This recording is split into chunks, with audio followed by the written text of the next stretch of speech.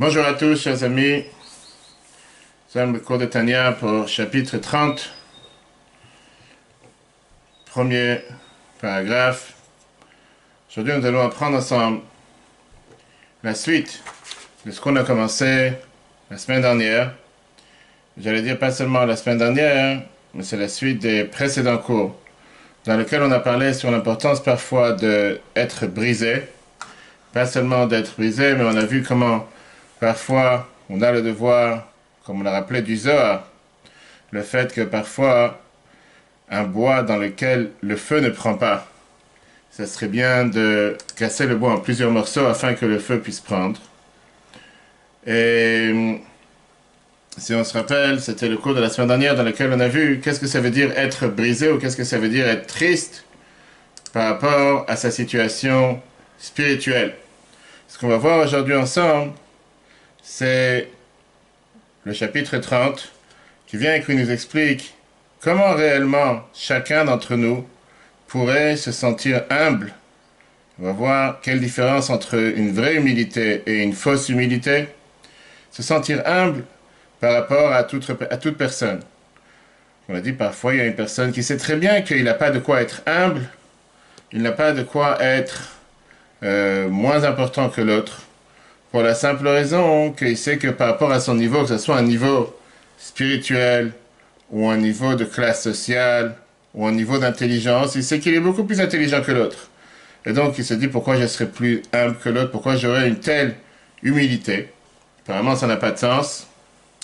On va développer ça aussi aujourd'hui ensemble, et on va apprendre quel est le rapport justement du judaïsme par rapport à ce qu'on appelle la hanava. Qu'est-ce que ça veut dire être humble? Qu'est-ce que ça veut dire quelqu'un qui est humble?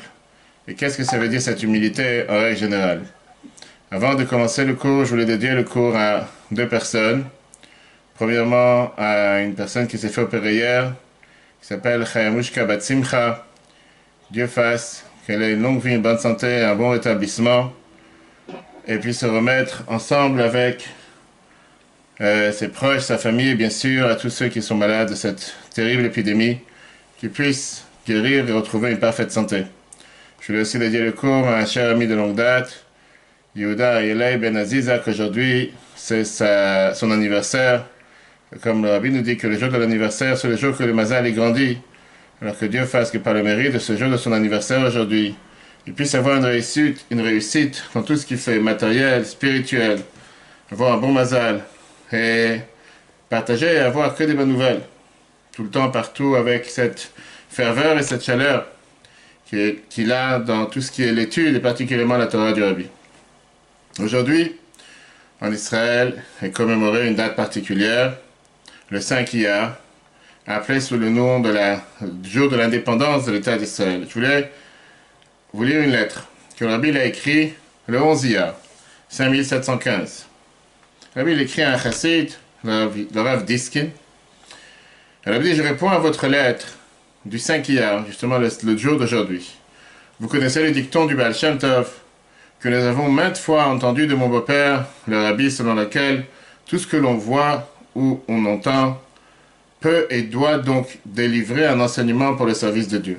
Combien plus est-il lorsqu'il s'agit d'un événement qui concerne de nombreux juifs, d'autant qu'en l'occurrence, Dieu a placé ceux qui étaient nombreux dans les mains de ceux qui n'étaient que quelques-uns, d'une manière miraculeuse. Il doit donc découler de tout ça une force accrue pour servir Dieu.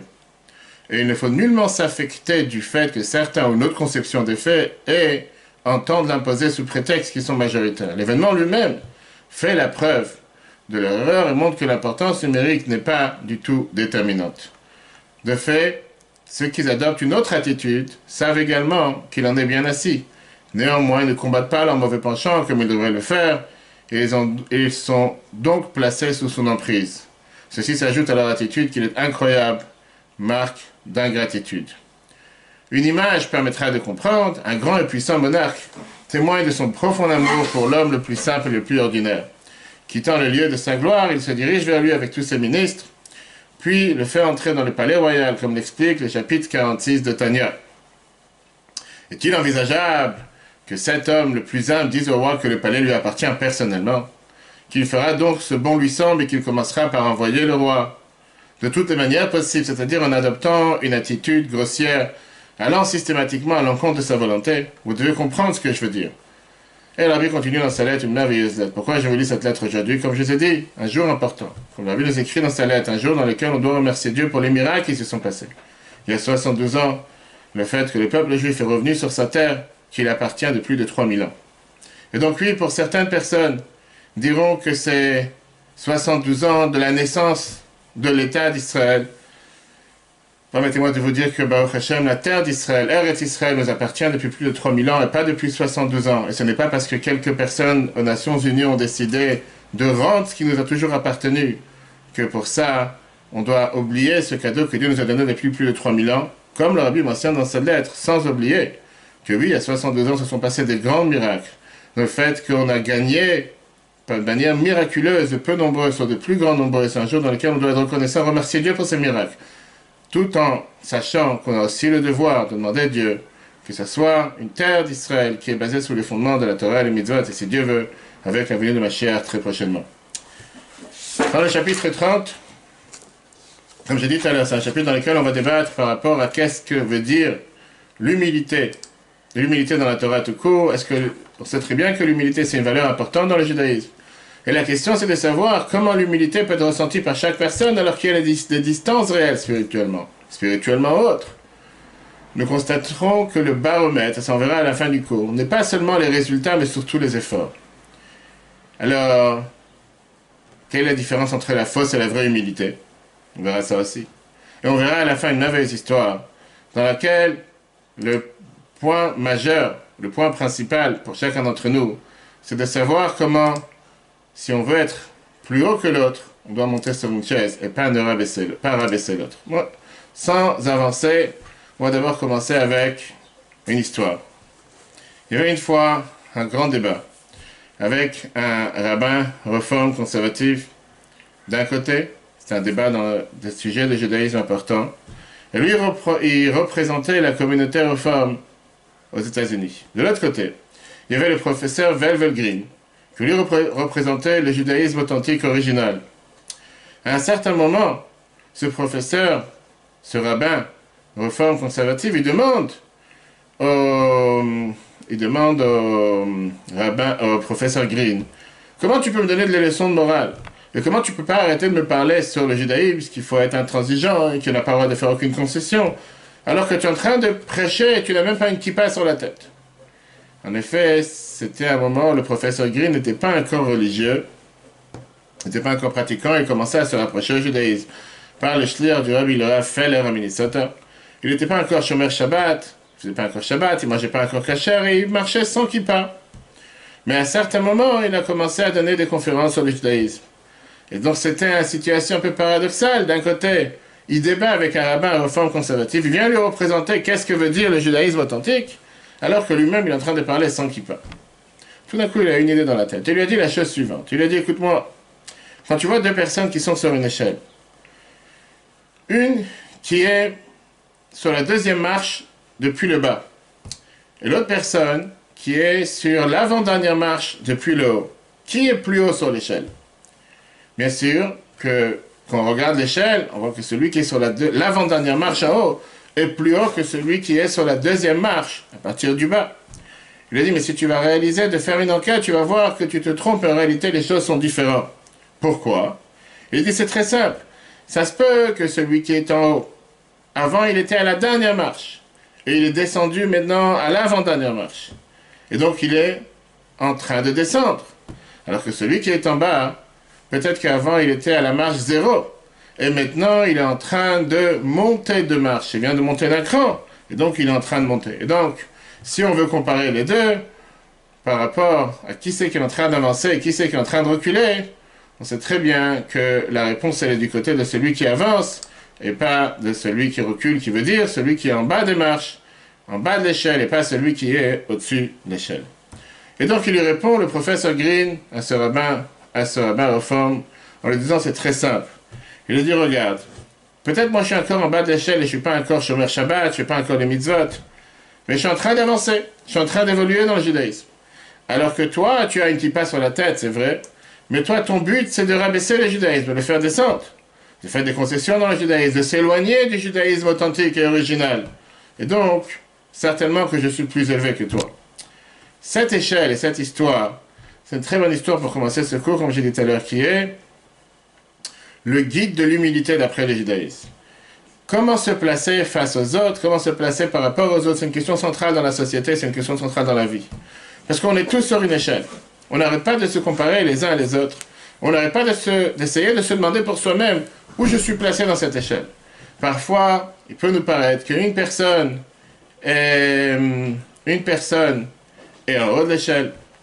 Et parfois, il peut paraître qu'on peut comparer une personne en bas de l'échelle parce qu'il a un niveau bas, qu'on va tout de suite voir, spirituel, social, etc. Mais ce qu'on va voir aujourd'hui dans ce chapitre 30 du Tanya, pas tout celui qui peut paraître en haut de l'échelle est réellement celui qui est en haut de l'échelle. Et c'est pas parce qu'il est en haut de l'échelle qu'il est plus haut que celui qui se trouve en bas de l'échelle. Et il y a plusieurs autres manières comment mesurer ce baromètre dans l'endroit d'une personne, comment il est placé dans la vie, et dans l'échelle de la vie, dans le comportement de la vie de tous les jours. Et donc, ce qu'on va voir aujourd'hui ensemble, est-ce que celui qui se place au-dessus de l'échelle, celui qui est au-dessus de l'échelle, est-ce qu'il doit être humble par rapport à celui qui est en bas de l'échelle? Et si oui, comment est-ce possible? On verra deux différentes manières de pouvoir comparer les choses. Comme on l'a dit tout à l'heure, on verra le baromètre par rapport à les résultats et les efforts surtout. On verra qu'il n'y a pas seulement les résultats qui jouent, mais il y a aussi surtout les efforts. Ce chapitre, le chapitre 30, c'est la suite du chapitre précédent dans lequel on a vu le bilan, l'auto-bilan qu'une personne doit faire par rapport à sa situation entre lui-même, quand il se regarde dans le miroir tous les jours. Et aujourd'hui, on est en train de faire ce bilan par rapport à comment on regarde l'autre. Et donc, les questions desquelles on va débattre aujourd'hui dans le cours sont très simples. Tout d'abord, quelle est la différence entre une fausse humilité et l'hypocrisie, tout court? Pardon, la fausse humilité et l'hypocrisie et la vraie humilité. Pourquoi dans les maximes de nos pères que nous avons lues il y a 2 semaines, on a vu la fameuse phrase que Yoshua ben Prachia, Nitaya Abel, il disait, Yoshua ben Prachia a dit cette fameuse phrase, à part le fait qu'il a dit, Asal Echarav, fais-toi un rave, donne-toi un maître, acquiert-toi un ami, et juge chaque individu avec mansuétude. Comment est-ce possible? Ça, c'était la Mishnah 6 du chapitre numéro 1 dans les maximes de nos pères. Comment est-ce possible de juger chacun avec mansuétude?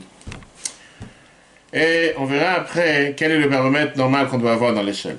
Quand on parle d'humilité, quand on parle de ce qu'on appelle en hébreu la hanava, comparer sur la balance par rapport à l'orgueil, d'abord essayons de voir comment les gens essayent de se valoriser face aux autres, au rapport de force avec l'autre. On va voir qu'il y a plusieurs types d'échelles dans la vie, par laquelle, et à travers ces échelles, une personne essaye de se comparer aux autres. Quel type d'échelle nous avons dans la vie avec lesquelles on essaye de placer notre situation, de placer notre statut? Il y a donc plusieurs échelles et il y en a beaucoup. L'échelle spirituelle, personne qui va dire, moi je pratique beaucoup plus les mitzvot, automatiquement je suis à un niveau plus élevé, je suis au-dessus de l'échelle, je pratique les 613 commandements, le Benoni, le Tzadik. En bas de l'échelle, quelqu'un qui est un manque dans l'accomplissement des 613 commandements, c'est un rachat, quelqu'un qui ne fait pas de mitzvot. Ça, c'est l'échelle essentielle sur laquelle nous parle dans le Tanya. Et peut-être cette échelle, on pourra étudier et voir par rapport aux autres échelles. Après, il y a l'échelle de l'intelligence. Une personne se dit, plus j'ai un QI plus élevé que l'autre, plus j'ai des notes plus élevées que l'autre, plus j'ai un diplôme plus élevé que l'autre, plus je suis plus important par rapport aux autres. Après, il y a l'échelle du statut d'une personne. Plus le rôle d'une personne dans la hiérarchie est plus élevé, plus il a un impact et une influence sur plus de personnes, plus il est plus important par rapport aux personnes ou à d'autres personnes qui ont moins d'influence et moins d'impact sur les autres. Et après, bien sûr, il y a l'échelle du matériel. Plus une personne a des capacités et des capacités de finance, des capacités d'argent, des biens, des moyens, plus il se sent plus élevé par rapport aux autres. Et donc, ces différentes échelles, que ce soit l'échelle spirituelle, l'échelle de l'intelligence, l'échelle du statut d'une personne, l'échelle de matériel, toutes ces échelles-là, ce n'est pas seulement un sujet subjectif, mais en réalité, ce sont des baromètres qui sont totalement objectifs et qui veulent placer une personne du bon côté par rapport à spirituellement parlant, que ce soit dans son QI, que ce soit dans son statut, ou dans sa situation financière. Aujourd'hui, il y a même des sociétés que tout leur métier et tout leur travail, c'est de placer et de mesurer, d'avoir un baromètre par rapport aux personnes et de comparer les personnes les uns envers les autres. Et ils te font même sortir des études avec les 100 premières personnes, les 100 plus riches de la planète, les 100 personnes avec le plus grand QI, les 100 personnes, etc., etc. On n'arrête pas de vouloir mesurer sans arrêt, de mettre sur cette échelle qui a plus de valeur que l'autre. Et la question sur laquelle l'Admor Azaken veut débattre aujourd'hui, dans le chapitre 30, comment on peut se sentir vraiment humble? Comment on peut avoir une humilité envers les autres? Parce que comme j'ai dit tout à l'heure, c'est facile à dire, mais concrètement, quand quelqu'un il sait que moi j'ai des milliards en banque, et que Dieu fasse que ça soit pour chacun d'entre nous, pour tout le peuple juif, comment je peux me comparer humble par rapport à une personne qui n'a rien dans la banque? Maintenant, comment est-ce possible que la Mishnah, comme on vient de voir dans les Maximes de nos pères, nous dit la phrase « Ve'ev shfal ruach bifnei kol adam » Tu as le devoir d'être humble face à tout être humain. Qu'est-ce que ça veut dire être humble face à tout être humain? Comment est-ce possible une chose pareille? Comment n'importe quelle personne se dit, je sais quelles sont mes qualités, je sais quelle est ma valeur, pourquoi je serais humble devant toute personne sur terre? Deuxièmement, on voit que les Chachamim dans la Mishnah, quand ils nous parlent d'être shfal ruach, d'être humble devant toute personne, ils te disent que même celui qui est au-dessus de l'échelle, n'importe quelle échelle qu'on vient de mentionner, il a le devoir de se sentir humble face à la personne qui est en bas de l'échelle. Comment est-ce possible? Au final, il y en a un qui est au-dessus, il y en a un qui est en dessous. Comme on l'a dit tout à l'heure, prenons l'échelle spirituelle. Une personne qui sait qu'il fait attention à n'importe quelle mitzvah, que ce soit les mitzvahs les plus difficiles ou les plus faciles, ou c'est un benoni, ou c'est même un tzaddik. Comment il peut se sentir humble ou se comparer face à une personne qui est considérée un rachat, quelqu'un qui ne fait pas attention à aucune mitzvah, ni les bonnes, ni les moins bonnes, ni les difficiles, ni les moins faciles, ou dans la vie de tous les jours? Comment une personne intelligente peut comparer sa sagesse et son intelligence face à une personne qui n'a pas d'intelligence, malheureusement? Ou bien comment un premier ministre ou un président peut se comparer à quelqu'un qui est un simple concierge d'un simple bâtiment de 3 étages où son seul but c'est de distribuer du courrier aux gens et de sortir les poubelles? Comment un milliardaire pourrait se comparer ou comparer ses capacités face à quelqu'un qui a à peine des moyens juste pour finir le mois? Alors, il y en a qui ont trouvé à ça une solution. Et la solution était, c'est vrai que toi tu es au-dessus de l'échelle et que l'autre il est en bas de l'échelle. Mais néanmoins, tu dois faire en face de lui semblant comme si tu te considères ou tu le considères plus important que toi. Baisse ta tête devant lui, essaie de lui donner de la gloire, lui donner des honneurs, parle avec lui face à face comme si tu le considères réellement. De laisse passer devant toi quand tu fais la queue quelque part. Propose-toi de l'aider, sois généreux envers lui. Comme ça, tu vas lui faire passer le message qu'il est plus important que toi. Cette solution, c'est peut-être une solution qui existe dans la société, mais qui est totalement anti-chassidoute. Anti-chassidique, et j'allais dire même anti-judaïste tout court. Mais parlons d'abord de la chassidoute. Parce que dans la chassidoute Chabad, la chassidoute Chabad est basée sur 3 valeurs qui sont intransigeantes, qu'on ne peut pas s'en séparer de ces valeurs. Agir avec une humilité, comme on vient de décrire, c'est peut-être bien pour la société, comme on aurait dit dans les slang d'aujourd'hui, dans les mots qu'on emploie aujourd'hui, être politiquement correct. Mais la première valeur sur laquelle est basée la chassidoute est la vérité. Emet, qui veut dire, dans le Grot Kodesh, du Admor Azaken, le chapitre 2, il demande à ses disciples, Midat Emet le Yaakov. Et il raconte, et c'est raconté que si jamais l'Admor Azaken n'aurait pas fait rentrer ces mots, en quoi il demande la vérité, d'être vrai avec soi-même à ses disciples, il aurait gagné 50 000 disciples en plus. Mais la chassidoute Chabad est basée sur le fondement, un des fondements fondamentaux qui est d'être vrai. Qu'est-ce que ça veut dire être vrai? D'abord être vrai avec soi-même. Aucune concession, aucun mensonge peut rentrer dans l'autobilan qu'on doit faire avec soi-même. Et donc avoir une fausse humilité, ou avoir un semblant d'humilité, ne vient même pas en compte. Faire croire à l'autre que je suis tel et tel, ou que je le mets sur un piédestal alors que je me moque de lui derrière lui, ça c'est pas la manière comme la chassidoute elle attend de nous agir. Faire croire à l'autre que je donne plus de valeur que moi-même pour le faire, pour le mettre à l'aise. En 2 mots, ce qu'on appellerait de l'hypocrisie, c'est pas ce que la chassidoute elle attend. Une telle humilité n'est pas vraie. Ça s'appelle de l'hypocrisie. C'est peut-être un changement par rapport à l'humilité. Tu fais passer un message à l'autre comme s'il est mieux que toi. Mais dans ton cœur, tu penses totalement le différent, tu penses totalement qu'il n'a aucun rapport avec toi, et qu'il est loin de toi, et qu'il n'a aucune valeur. L'histoire qu'il racontait, que la Bible précédente raconte, qu'une telle hypocrisie ou une telle fausse humilité, ça peut parfois amener à des cas paradoxaux dans lesquels une personne est orgueilleuse de sa capacité d'être humble. La Rabbi précédent a raconté qu'une fois dans une des villes, on a fait savoir que Simchat Torah, il va y avoir une akafa particulière quand on danse avec la Torah le jour de Simchat Torah, particulièrement pour les personnes humbles. Les gens dans la synagogue se sont bousculés parce que tous les humbles, toutes les personnes qui étaient humbles, ils ont voulu absolument faire partie de cette akafa. Chacun s'est considéré, je suis très humble. Il y a une personne qui a expliqué en disant, moi j'ai reçu seulement la 3e honneur dans la synagogue. Et si les gens ils auraient su quel est mon niveau d'humilité, ils m'auraient donné les premiers honneurs. Bien sûr que ce n'est pas d'une telle humilité qu'on parle. Ça, c'est le fondement numéro 1 de la chassidoute. Chercher la vérité. Pas être faux avec soi-même. Donc, il y a forte raison, pas être faux avec les autres. Être qui tu es, mais l'être à 100%. Ne pas faire croire à quelqu'un, de lui donner un sentiment que tu le valorises et que tu es bien avec lui, que tu l'aimes, et que tu le mets sur un piédestal et que derrière lui, tu lui craches à la figure. Le deuxième point sur lequel la chassidoute est basée, c'est pnimiut. Qu'est-ce que ça veut dire pnimiut? Pour que les choses soient vraies, ils doivent être à l'intérieur de toi-même, au plus vrai. Comme on a appris dans le premier chapitre du Tanya, que la chassidoute vient mettre la base fondamentale sur ce qui est le monde intérieur de la personne. Pas demander à chacun d'être introverti, mais pas autant mettre des efforts sur ton comportement extérieur, mais mettre beaucoup plus d'investissement sur ton comportement intérieur. Ça ne suffit pas de dire les mots de la prière avec la bouche, mais prier d'abord, penser ce que tu dis avec ton cœur. Ça ne suffit pas de faire les mitzvot de manière machinalement technique, mais il faut aussi avoir un sentiment profond dans ce que tu es en train de faire. Ça ne suffit pas de faire n'importe quelle chose que tu fais pour l'autre, mais ce qu'on appelle en hébreu minasaf avelachutz, faire croire, le faire juste pour le faire parce qu'il faut le faire, mais à l'intérieur, tu n'es pas du tout dédié à ce que tu fais, tu n'es pas investi dans ce que tu fais, tu le fais à contre-cœur, tu le fais par force. Ça, c'est ce qu'on appelle faire les choses de manière superficielle. Pareil, quand on parle d'être humble, on ne parle pas ici d'avoir une technique d'humilité. Mais ça doit être quelque chose qui est totalement à l'intérieur d'une personne. Qu'une personne se sente réellement au plus profond de lui-même, qu'il est humble par rapport aux autres. Qu'il est humble par rapport aux autres, pardon. Même par rapport à celui qui est peut-être, comme il s'imagine, plus bas que lui. Ça, c'est la deuxième base.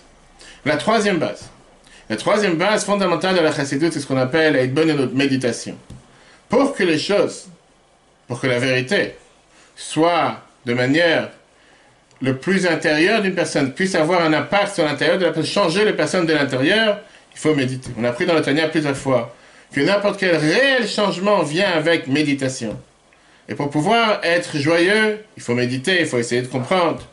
Pour pouvoir être humble, la même chose. La clé pour la vraie humilité vient avec la sagesse, méditer comment tu médites dans ton cerveau. Comprendre de manière logique comment est-ce possible que quelqu'un qui a l'apparence nous paraît comme si c'est quelqu'un qui est plus bas que nous. Mais en réalité, savoir être humble par rapport à cette personne. Pour pouvoir arriver à cette vraie humilité, bien la Noazaken nous explique de manière logique qu'est-ce qui va faire en sorte que tu vas pouvoir être humble. Et il te dit, la clé est la suivante. Premièrement, le fait que l'orgueil est basé sur une double manière comment juger l'autre. Tu peux juger l'autre avec rigueur, avec force, il est fautif, et quelqu'un qui est orgueilleux en général se juge à soi-même avec mansuétude. Là, on va voir comment la Noazaken nous explique, basé sur ce qui est écrit dans le chapitre de Maxime de nos Pères, chapitre 1, qu'est-ce que ça veut dire quand on te dit Evedan et Kol Adam le Kafsrout, juge l'autre avec mansuétude. Dans le prochain cours, si Dieu veut, la deuxième partie du chapitre 30, la semaine prochaine, on verra que même quelqu'un qui se considère parfait, il a énormément de quoi s'améliorer et comment il peut s'améliorer. Voilà dans le premier paragraphe du chapitre 30, la Noazaken met la base, qui veut dire comment tu peux être réellement humble face à n'importe quelle personne. Et il te dit que la base, elle est, comme c'est écrit dans le Pirkei Avot, Ve'eve shfal ruach bifne kol adam, qui veut dire, tu as le devoir d'être humble, être quelqu'un qui est humble face à toute personne. Qu'est-ce que ça veut dire quelqu'un qui est humble face à toute personne? Comment tu peux être humble face à toute personne. Et encore une fois, l'Admorazaken te fait remarquer que c'est pas écrit Itnaek et Shval Ruach, comporte-toi comme quelqu'un qui est humble. Mais il te dit Ev et Shval Ruach, c'est dans le chapitre 4, Mishnah 10.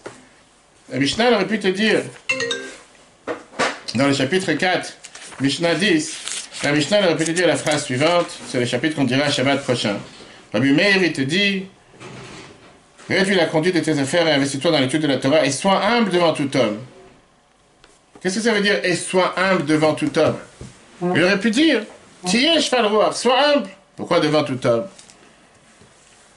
Ou bien pourquoi il te dit, Eve Shval Ruach, sois humble. Il aurait pu dire, comporte-toi avec humilité.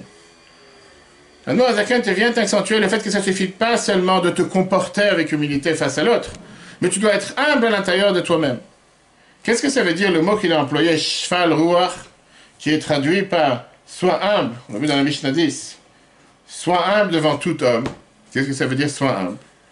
Il y a une différence entre être humble, ce qu'on appellerait quelqu'un qui doit être humble et quelqu'un qui voudrait être humble. Et il y a une différence avec quelqu'un qui est humble et quelqu'un qui a cette humilité. Quelle est la différence entre les deux? Humble ou humilité, c'est quelqu'un qui connaît ses propres qualités. Il sait qu'est-ce qu'il est, il sait qu'est-ce qu'il représente, mais il sait que toutes ces qualités, c'est des dons qu'il a reçus de Dieu. Et il sait qu'une autre personne pourrait éventuellement être beaucoup mieux que lui s'il aurait eu ses propres qualités. Quand on parle d'être humble, Shval Ruach, ça veut dire que je me sens encore moins bien que l'autre dans certains sujets. Et puisque je me sens moins bien que l'autre par rapport à certains sujets, automatiquement je me sens plus bas que l'autre. Comment est-ce possible de se sentir moins bien que l'autre, alors que je sais très bien quelles sont mes qualités, je sais qu'est-ce que l'autre il fait, qu'on va tout de suite prendre plusieurs exemples. Viens l'Admorazaken te dit ça, c'est la base. Il te dit pas seulement tu dois être avec cette humilité, mais tu dois être aussi humble. Qu'est-ce que ça veut dire, Bifnei Kol Adam, devant tout homme? Le Rabbi, au passage, nous fait remarquer, on sait très bien que l'Admorazaken fait attention à chaque mot. On sait que dans l'Admorazaken, il a choisi la phrase Bifnei Kol Adam, devant tout homme, mais il n'a pas dit Bifnei Kol Adam. Il te dit Bifnei Kol Adam. Il a rajouté ici un « pour te dire que Adam, on a vu là ça dans le cours de la semaine dernière, si vous vous rappelez, Van Shabbat, pour revoir sur l'application et Torah, se colporter, etc. Adam, ça fait allusion en général dans la Torah à quelqu'un du peuple juif. Adam fait allusion même à un non-juif. C'est-à-dire, l'Admorazaken vient ici te faire remarquer qu'on a le devoir d'être humble, même face à un non-juif. Et ça, c'est par rapport, on va voir tout de suite, au combat quotidien que nous avons à l'intérieur de nous-mêmes, par rapport au service de Dieu. Le combat qui est demandé de nous et le combat qui est demandé d'une autre personne. Commençons d'abord avec cette question, comme on a dit tout à l'heure. Pas seulement que l'Admorazaken te dit que tu dois être humble, il te dit que tu dois être réellement humble, même devant la personne la plus basse sur terre.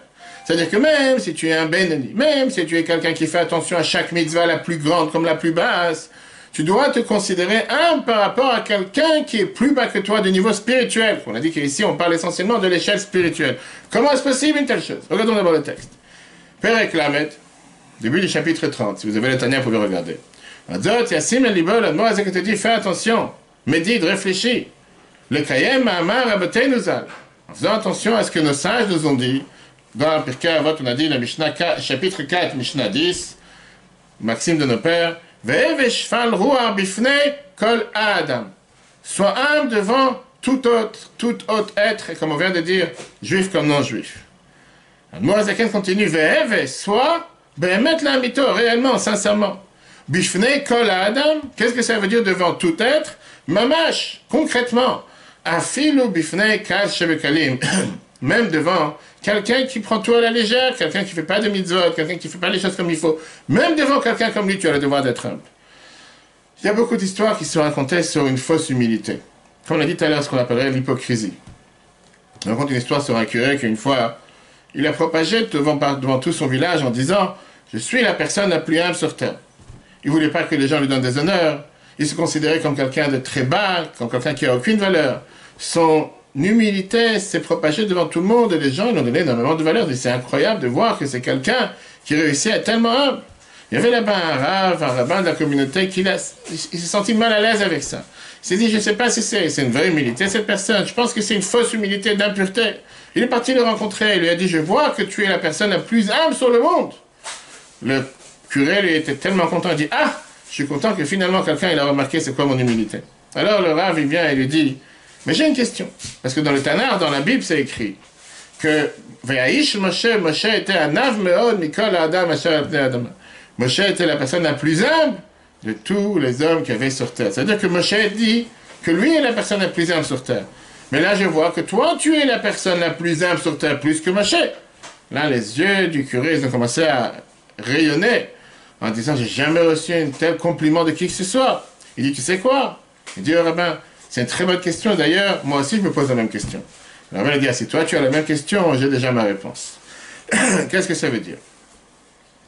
Comme on l'a dit tout à l'heure, base numéro 1, comme le Pirkei Avot nous dit encore une fois, c'est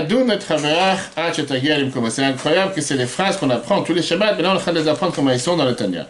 Ne pas juger ton ami jusqu'à ce que tu arrives à sa place, jusqu'à ce que tu sois à la place de ton ami. Le mot Azaken vient de donner ici la clé. Comment est-ce possible? Comment on peut réussir de pouvoir être humble, d'être réellement humble, comme l'a dit à la face à n'importe quelle personne, même si je sais que spirituellement parlant, parce que c'est dans cette échelle qu'on parle, je sais que parfois je pourrais être mieux que lui. Le mot Azaken c'est très simple. Il y a cette phrase qui est écrite dans Pirkei Avot.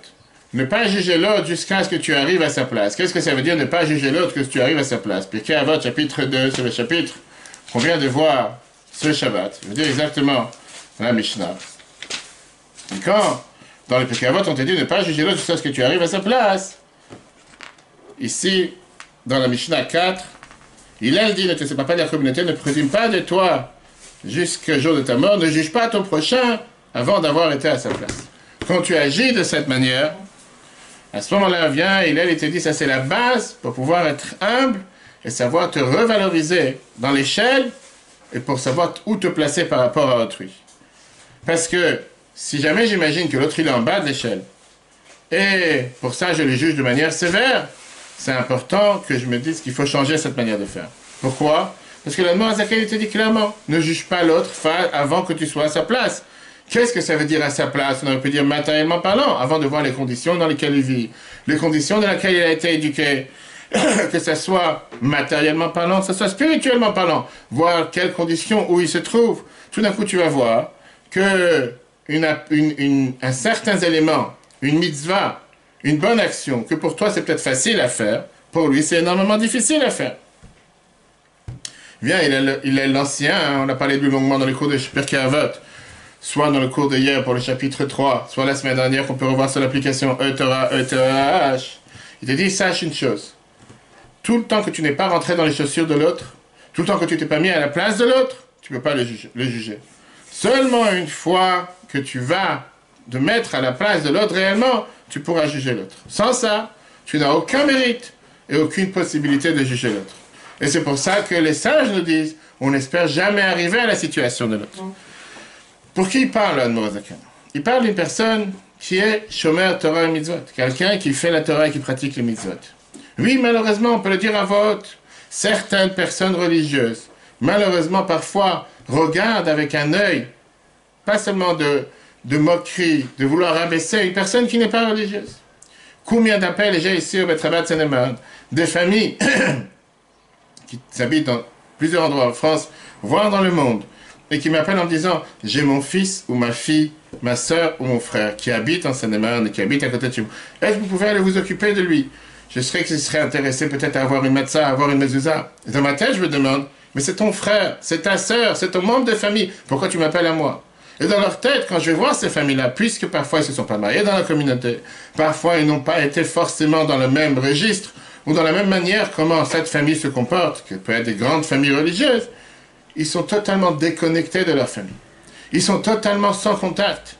Ils te disent, mes parents ne me reconnaissent plus, mes parents n'ont pas de contact avec moi, mes frères et sœurs n'ont pas de contact avec moi, ne me considèrent pas comme la famille. Pourquoi? Parce que je n'ai pas le même niveau religieux qu'eux. Parce que je n'ai pas suivi, je ne suis pas dans le mainstream, je n'ai pas suivi la même manière d'agir, je n'ai pas suivi les mêmes manières de faire que eux ils ont fait, et automatiquement, pour eux, ils me considèrent comme si je ne fais plus partie de leur, que ce soit leur famille ou du peuple juif tout court. Je peux vous raconter des dizaines et des dizaines d'appels. Ce n'est pas le sujet aujourd'hui. On est à côté de Disneyland. Pardon. Combien de fois on a des personnes religieuses qui viennent d'Israël pour visiter Disney? France était ouvert avant le mode Corona. Et ils nous appellent pour savoir le repas kasher, pour avoir une soukha pendant Sukkot. Plein de fois ils viennent visiter. Que ce soit pour avoir un mikveh, pour le mikveh spa à la suite du 77. Et plusieurs fois on échange, on en parle avec les personnes, hommes, femmes, touristes. Et parfois ils demandent la question, quelle est votre communauté? Combien de personnes vous avez dans votre communauté? Et à chaque fois c'est la même réponse, parce que je leur dis, qu'est-ce que vous appelez la communauté? Ils me disent, combien de personnes viennent Shabbat? Combien de personnes sont chômeurs Shabbat? Je leur dis, ça c'est pas la communauté pour moi. Si tu demandes par rapport à combien de personnes avec qui on a en contact, oui, Pessah, on a envoyé la matzah à 1400 familles sur 400 communes dans 77. Tu parles de combien de personnes sont là, Shabbat, au Bet Rabat, il y a 15-20 personnes. Ah, il fait alors il n'y a personne, il n'y a pas de juifs. Je sais pourquoi il n'y a pas de juifs. Parce que ce ne sont pas des juifs qui habitent à Bnei Brak, ou à Jérusalem, ou à Golders Green, ou à Williamsburg, ou à Borough Park, ou dans d'autres endroits où c'est des quartiers, on va dire, appelés avec l'habit extérieur religieux, ou même réellement religieux. Viens là, nous, il te parle ici à une telle personne qui est pratiquante, qui est religieuse. Et il te dit, qu'est-ce que ça veut dire? Tu dois être humble face aux personnes qui sont les moins religieuses, même face aux personnes qui font et qui transgressent tous les plus grands péchés sur terre. Pourquoi? Il te dit, pour ça, tu dois méditer sur deux choses. Deux choses qui ont une énorme importance par rapport à ton rapport à l'autre. D'abord, ton endroit physique. Il y a une différence entre une personne qui se trouve dans un endroit où il est avec beaucoup de séduction et beaucoup de tentation et beaucoup de désirs et plaisirs matériels de manière fixe, à une personne qui ne se trouve pas dans ce registre. Une personne que toutes ces choses-là ne l'attirent pas et il n'a aucune attirance pour ces choses-là.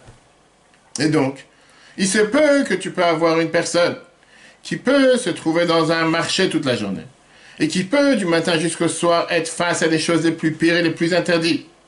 Et son œil voit ce qui se passe. Son cœur désire ce qu'il a voudrait faire, et parfois il passe à l'action. Tu ne peux pas comparer ça avec quelqu'un qui ne connaît pas tout ça, qui ne voit pas tout ça, et qui n'a aucune attirance face à toutes ces choses interdites. Et automatiquement, il est protégé, voire vacciné, et il n'est pas vulnérable. Ça, c'est point numéro 1. Point numéro 2, pas seulement l'endroit physique, l'Admorazaken nous dit, mais te dit aussi le caractère humain d'une personne. Tu as quelqu'un qui a un tempérament chaud, avec un mauvais penchant ou un penchant qui est plein d'énergie, pas seulement plein d'énergie, mais qu'il est avec, on va dire, c'est comme un volcan qui est presque en train d'exploser ou en pleine éruption, et qu'il a une énorme attirance à tous ces désirs et plaisirs qui existent dans le monde. Tu as une autre personne qui a un tempérament froid. Comme le Noazaken a décrit, un tempérament naturel froid, que depuis le départ, les sujets du monde ne lui parlent pas. Et j'allais dire, il est tellement froid qu'il est insensible à tout. Maintenant, ça se peut que ce fauteur, ce pécheur que toi, tu catalogues et tu considères comme un grand fauteur, parce qu'il n'a pas l'apparence, il n'a pas le costume que toi, tu voudrais qu'il a, que ce soit un membre de famille, que ce soit un voisin, que ce soit quelqu'un dans la société ou quelqu'un qui fréquente à la communauté. Ça se peut que lui, il a ce tempérament chaud et ce tempérament plein d'énergie, il est comme un volcan qui est prêt d'exploser chaque instant. Et automatiquement, c'est la raison pour laquelle, parfois, il tombe, ou il risque de tomber. Alors que toi, ça se peut que tu as ce tempérament froid, ça peut se que tu as un tempérament qui est totalement déconnecté du monde, et que toutes ces choses-là ne te parlent pas. C'est pour ça que la Noazaken te fait rappeler encore une fois ce qui est écrit dans Pirkei Avot, chapitre 4, le chapitre qu'on verra la semaine prochaine si Dieu veut. Dans le chapitre 4, Mishnah Aleph, il dit la fameuse phrase qui est Eizeu Gibor, qui est la personne qui est forte, un Kovesh est puissant, celui qui contient son mauvais penchant. Celui qui réussit à contenir son mauvais penchant. Comme on l'a dit tout à l'heure au début du cours, on verra à la fin du cours aujourd'hui que le vrai baromètre, c'est pas seulement le baromètre des résultats, c'est aussi le baromètre de l'effort. Maintenant, moi, je te demande la question, je ne comprends pas. Pourquoi c'est écrit Eizeu Gibor à Kovesh et Yitzro? Qui est fort? Celui qui réussit à contenir son mauvais penchant. A priori, on aurait dû dire celui qui contient le mauvais penchant. À Kovesh et Yetzer, le Yetzerara. Viens le Baal Shem Tov, il te dit, quelle est la force? La force est de contenir ton propre mauvais penchant. Pas le mauvais penchant qui existe chez tout le monde. Pourquoi? Parce que chacun d'entre nous a un mauvais penchant différent de l'autre. Chacun il a un penchant et une attirance à des choses qui sont différentes de l'autre. Chacun a le devoir de se renforcer, il a le devoir d'être plus haut et plus fort par rapport à ses tentations, à ses désirs, à ses plaisirs. Et il n'y a pas de personnes qui ont les mêmes sur terre. Ça, c'est le point numéro 1. Point numéro 2, que le Noazaken nous fait allusion ici. en te disant, comme on a vu tout à l'heure. Qu'est-ce que ça veut dire quand le Pirkei Avot nous dit dans le chapitre 4 qu'on vient de voir, pardon, dans le chapitre 2, Al tadun et traverach hachetagi alimkomo. Ne pas juger ton ami jusqu'à ce que tu sois à sa place. C'est-à-dire, rappelle-toi qu'on a vu qu'il y a l'autre chapitre qui te dit, Al evei dan et kol adam le kavsrut. Le devoir de juger chacun avec mansuétude. Si la personne a fait quelque chose de mal, si la personne a fait quelque chose de négatif, comment je peux le juger avec mansuétude? Il a fait quelque chose de mal. Viens là, nous, Azaken, il te dit la première réponse, mets-toi à sa place. En règle générale, quelqu'un qui juge durement l'autre, parce qu'il voit la situation de l'autre avec son propre œil. Et donc, il se dit, il n'y a aucune justification pour ce que l'autre, il a fait. Quoi, Pessar, tu ne manges pas de la matzah? Un juif m'a appelé cette année parmi les dizaines et des dizaines d'appels et de colis qu'on a envoyés le veille de Pessar. Et il me disait, écoutez, monsieur le rabbin, l'année dernière, j'avais pas de matzah, j'ai dû manger du pain pendant Pessah. Cette année, je vous en supplie, envoyez-moi la matzah, on l'avait déjà envoyé, et malheureusement, à cause du confinement, etc., on n'a pas pu, il n'avait pas reçu à temps, j'ai envoyé un deuxième colis. Il m'a écrit, hier ou avant-hier, il m'a écrit, monsieur le rabbin, je suis tellement heureux, grâce à vous, cette année, j'ai pas mangé de pain Pessah, j'ai eu la matzah. Donc, qu'est-ce que je vais lui dire? Je vais lui juger quoi? T'as mangé du pain l'année dernière?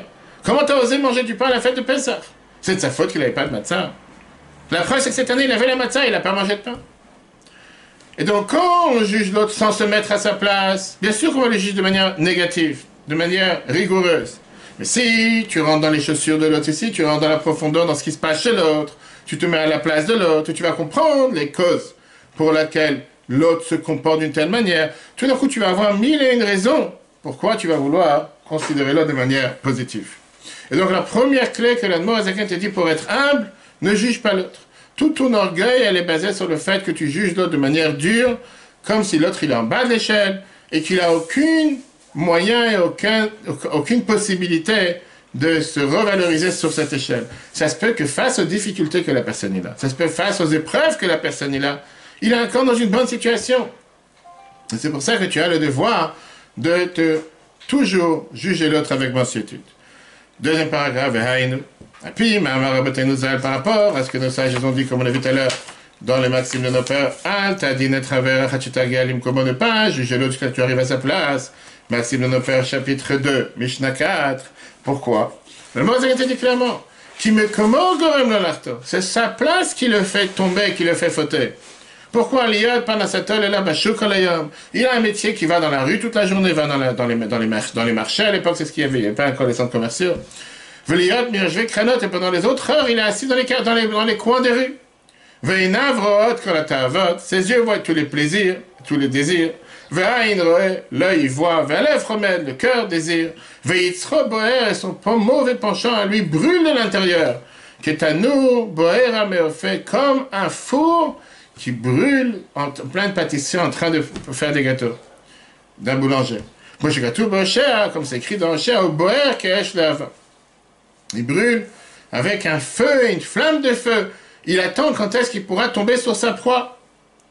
Que ce soit des interdictions graves, que ce soit du manger non caché, et mille et une autres choses qui peuvent exister.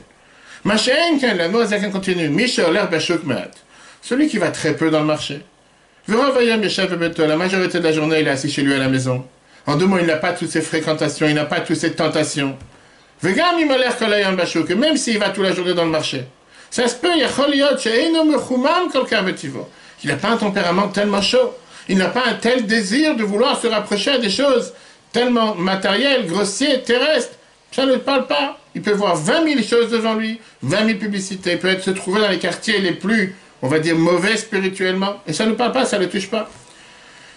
Pourquoi? Moi, continue en te disant, parce que le mauvais penchant n'est pas le même chez chacun d'entre nous. Il y en a qu'un qui a un mauvais penchant, qui c'est un volcan en phase d'éruption. Mais il y en a que d'autres qui ne sont pas comme ça. Comme moi, je suis né comme on a expliqué dans des autres endroits. J'ai raconté cette histoire plusieurs fois. Le Admor Emtsai, qui était le deuxième rabbi de Chabad, le fils du Admor Azaken, il avait l'habitude de recevoir, comme tous les rabbins des juifs et des disciples, en audience privée, en Yechidut. Une fois, en plein milieu de recevoir, en Yechidut, il s'est arrêté et il a commencé à dire Tehillim en versant son cœur envers Dieu. Et les gens, les chassidim, les disciples qui étaient autour, ils étaient très bouleversés. Ils se sont dit, qu'est-ce qui se passe? Plein milieu de recevoir. Les disciples en Yechidut, ils commencent à dire Teilim, ils se sont dit, va savoir, il y a un mauvais décret dans le ciel, quelque chose de grave qui s'est passé. Après un certain temps, l'Admor al-Tsaï, il a expliqué la chose suivante. Il dit, quand quelqu'un vient me voir en audience privée et me demande une réparation, un tikkun, pour un problème spirituel, je cherche d'abord où se trouve ce problème chez moi, même si c'est de manière beaucoup plus raffinée, même si c'est de manière beaucoup plus fine. Et à ce moment-là, je peux essayer de voir comment lui donner et comment faire en sorte de lui donner une réparation à son problème spirituellement. Aujourd'hui, quelqu'un est venu me voir avec un grave problème spirituel, un problème que j'ai jamais entendu jusqu'à aujourd'hui.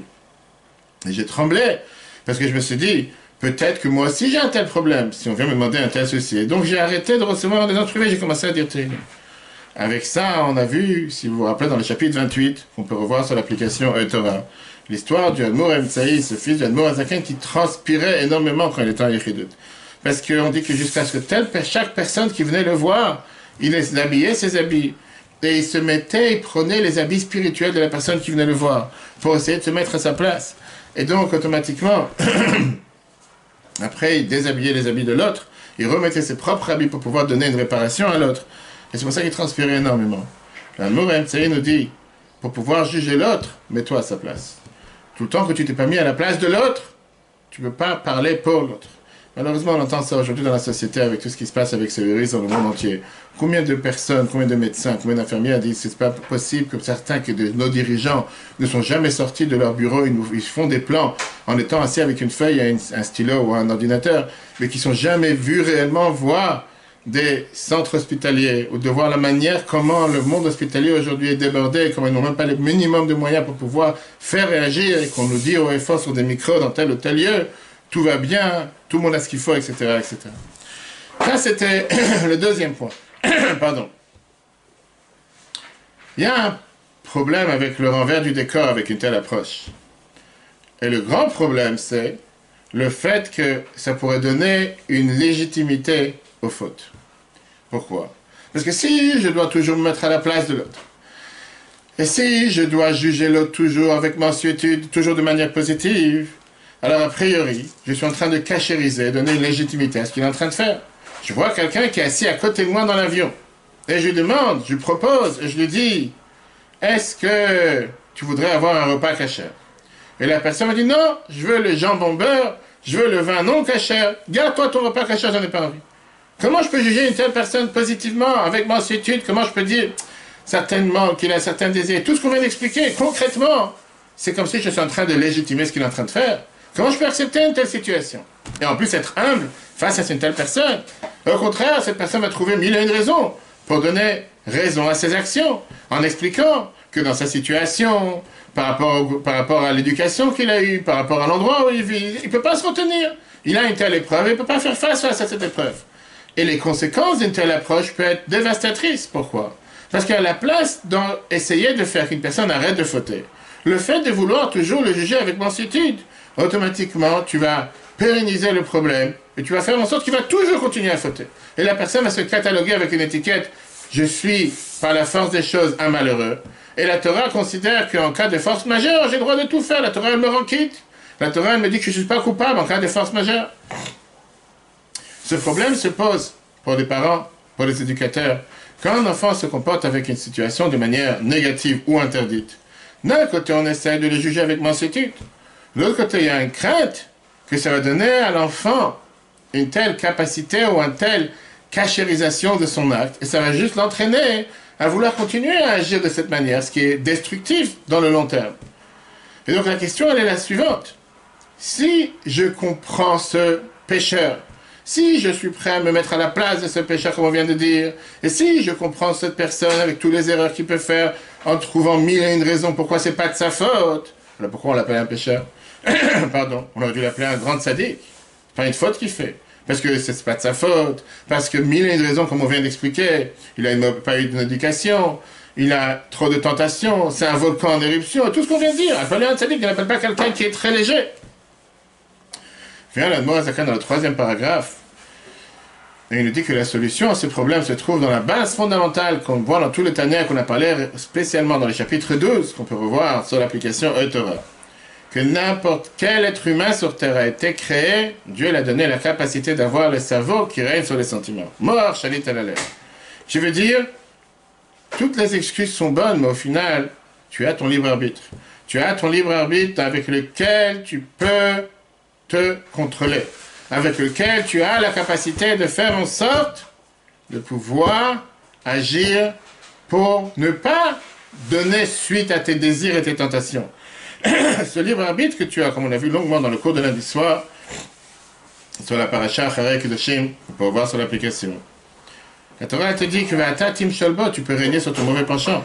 Bien sûr qu'il y a des difficiles épreuves, mais ça n'existe pas une épreuve qui est impossible de gérer. La Mishnah nous dit, Adam ou Adam, une personne est coupable tout le temps. Tu es toujours responsable de tes actes. Ça n'existe pas que tu n'es pas responsable. Tu n'avais qu'à faire attention. Tu es un être humain, tu as une tête sur les épaules. Viens, la Noire Zakel dit, c'est la même chose avec cette personne-là. Cette personne-là qui se trouve dans la rue toute la journée, ou qui se trouve dans un quartier où se trouvent toutes les plus pires interdictions sur terre, bien sûr qu'il est face à des épreuves beaucoup plus dures que tes épreuves. Bien sûr qu'on ne peut pas comparer la force des épreuves à laquelle il est confronté avec la force des épreuves à laquelle toi tu es confronté. Mais c'est pas pour ça qu'on est en train de justifier et d'avoir une réponse par rapport à sa conduite. C'est vrai que c'est difficile, beaucoup plus difficile pour lui, puisqu'il a ce tempérament chaud, et puisqu'il est dans une telle situation de surmonter ces épreuves, mais c'est pas impossible. S'il prend la décision, il va pouvoir le faire. Et donc malgré qu'on a le devoir de juger l'autre avec mansuétude et de se mettre à sa place, ça n'enlève pas le fait que cette personne n'est pas un tzaddik. Pourquoi il n'est pas un tzaddik? Parce que cette personne se laisse aller avec ses tentations, avec ses désirs, avec ses plaisirs, et ne fait aucun effort pour ne pas donner suite à toutes ces tentations. Regardez comment il nous dit ça dans le chapitre, dans le paragraphe 3. C'est vrai qu'en vérité, même quelqu'un qui est très plein de chaleur, qui est très chaud naturellement parlant, ou par Nasato et que son gagne-pain, il y a, mais je vais créer notre kolayom. Effectivement, c'est quelqu'un qui est assis dans les coins de rue toute la journée, ou assis dans des rues où il voit, il entend des choses à longueur de journée qu'il ne faut pas. Il n'a aucune excuse pour ses fautes. Ou mikre racha gamo, dans certains cas, la Torah l'appelle un rachat total. Pourquoi? Il n'a pas la crainte de Dieu devant ses yeux. Lui, il aurait dû se retenir.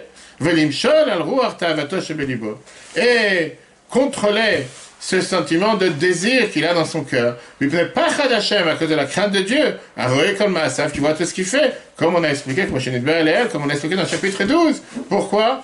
Parce que Dieu nous a créés d'une telle manière qui a mort, chalit à la lèvre toldato, parce que le cerveau règne sur les sentiments depuis le début de la naissance.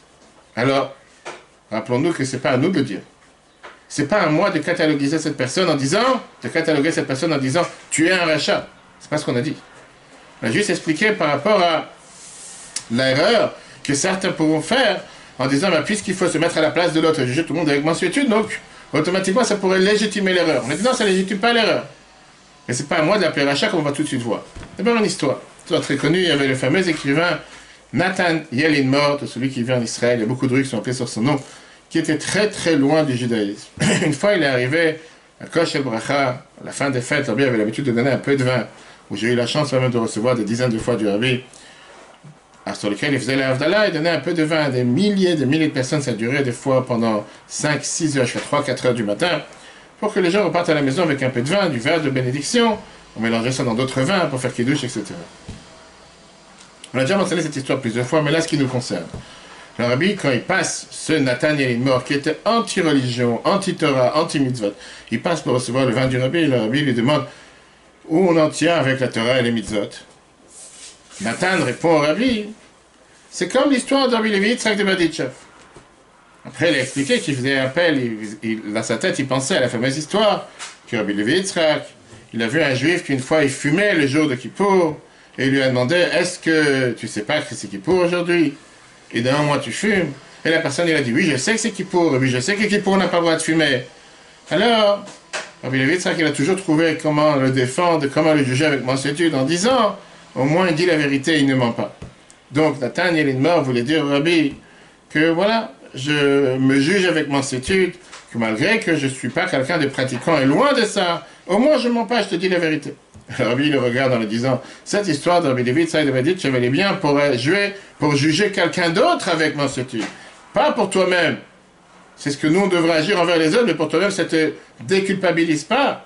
Toi, tu es responsable de tes actes, par rapport à ce qu'on vient de voir. C'est vrai que l'autre, il faut toujours juger avec mansuétude, parce qu'on doit se mettre à sa place, parce qu'on ne sait pas d'où l'autre il vient, quelle éducation il a eu, quelle tentation il a. Mais l'autre ne veut pas utiliser cet argument pour se dire « Ok, ça me légitime et ça me donne permission de pouvoir faire ce que j'ai envie. » Non, chaque personne à l'intérieur de soi-même, quand on se regarde dans le miroir, doit prendre responsabilité de ses actes et doit se dire qu'il est responsable de tout ce qu'il fait. Alors terminons avec le point qu'on a commencé. Comme on l'a dit tout à l'heure, quel est le baromètre?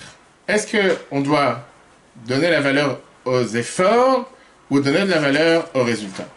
Maintenant qu'on a compris qu'il faut toujours vouloir prendre en considération la situation de l'autre, se mettre à sa place, maintenant on va pouvoir comprendre comment pouvoir se mesurer par rapport à l'autre. Et on l'a dit tout à l'heure, il y a deux manières de se mesurer face aux autres.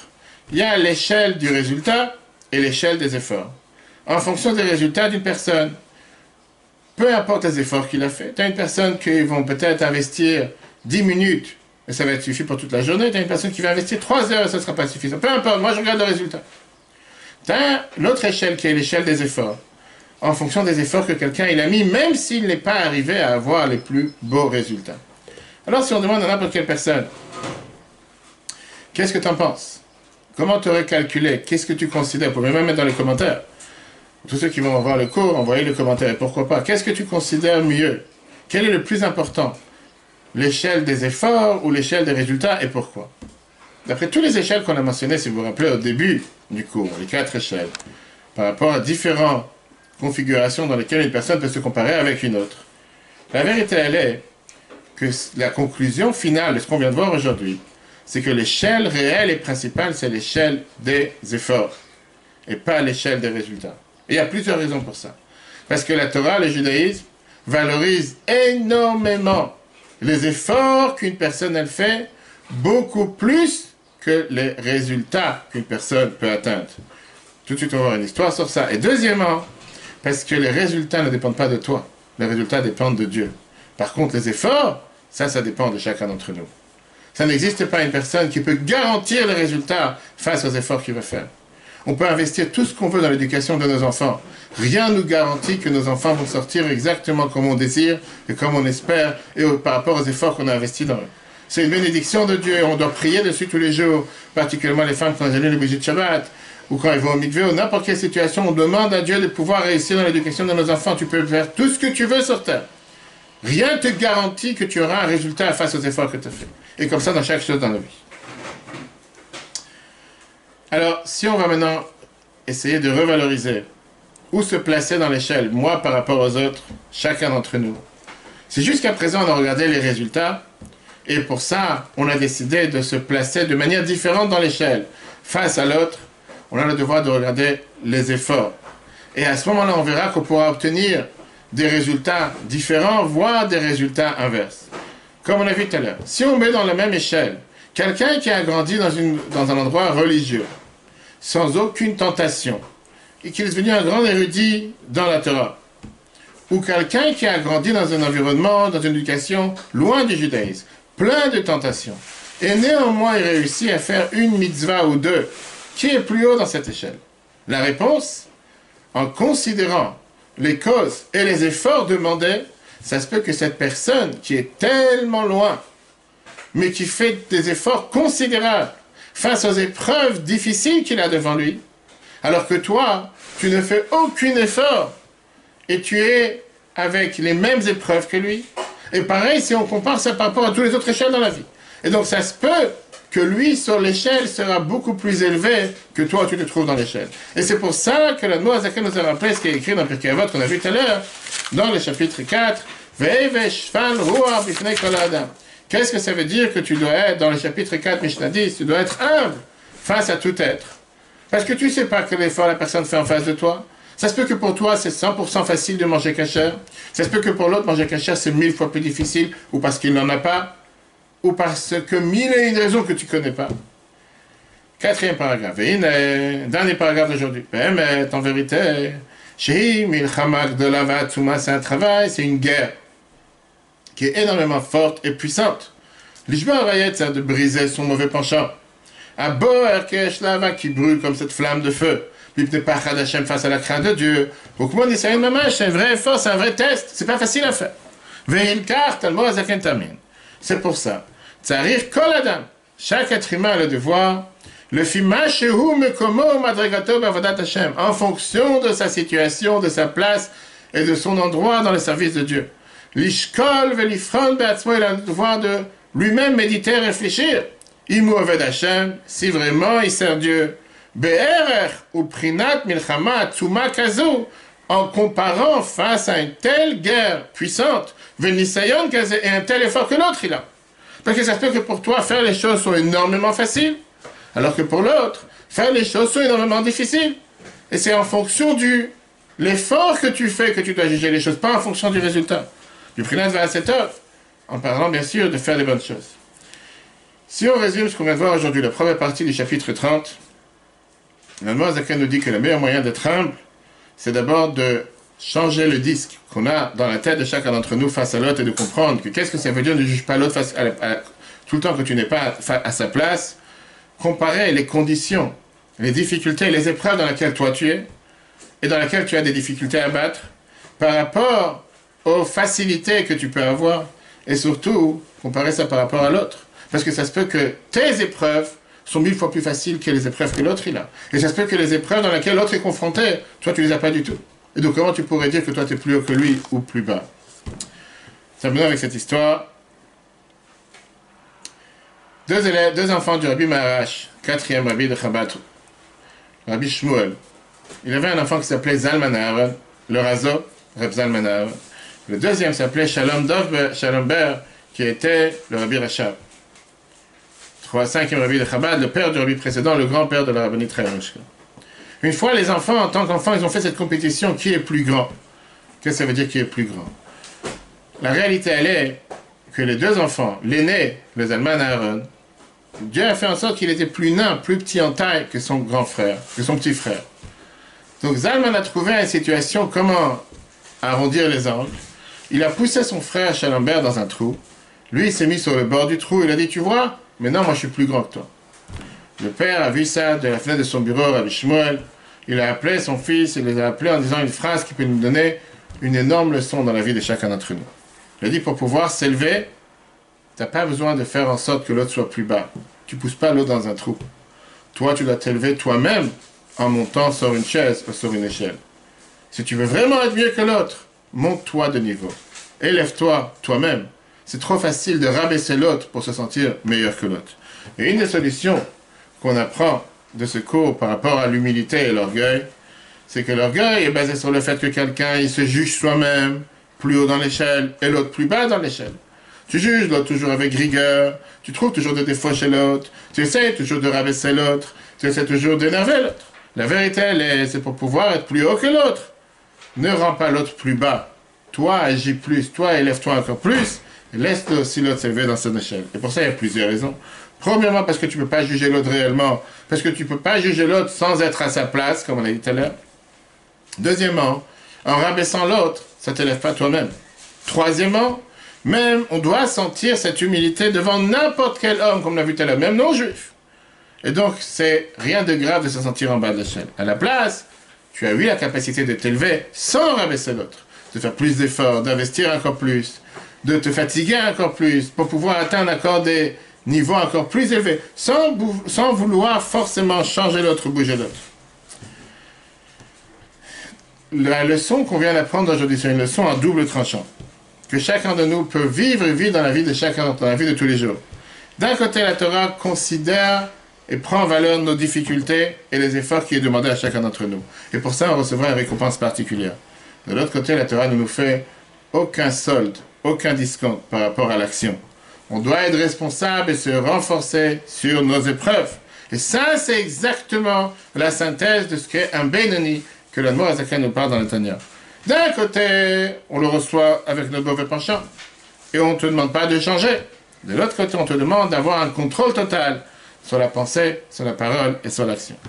Une fois qu'on a appris comment ne pas rabaisser l'autre, si Dieu veut la semaine prochaine, on verra comment se revaloriser soi-même et comment savoir se placer où il faut dans l'échelle avec la deuxième moitié du chapitre 30 Je rappelle ce que j'ai dit au départ. D'abord, le cours sera un replay sur l'application eTorah, E-T-O-R-A-H sur Google et Apple.